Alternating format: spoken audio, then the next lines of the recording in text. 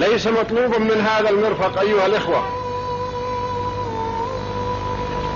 أن يأتي كل يوم وليلة وينشر على أمواج الأثير أو على شاشة التلفزيون صورة فيصل أو قال فيصل أو عمل فيصل أو أراد فيصل.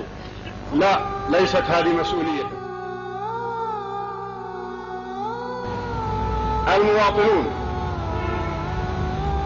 أحب أن أتقدم إليكم بشكوى، وهي شكوى من وزارة الإعلام دائما وباستمرار، وخلاف رجاءاتي لها أن تتجنب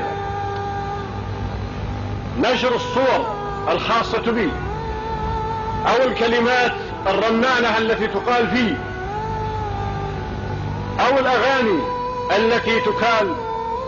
إنه لا يحز في نفسي حينما أسمع من الإذاعة أو في التلفزيون هذه الكلمات والإطراء والمديح لفيصل، لأن فيصل إذا كان يعمل وإذا كان يقوم بشيء من واجبه فهو لا يشكل على ذلك، بل يجب عليه هو نفسه أن يشكر ربه إذا وفقه إلى ذلك.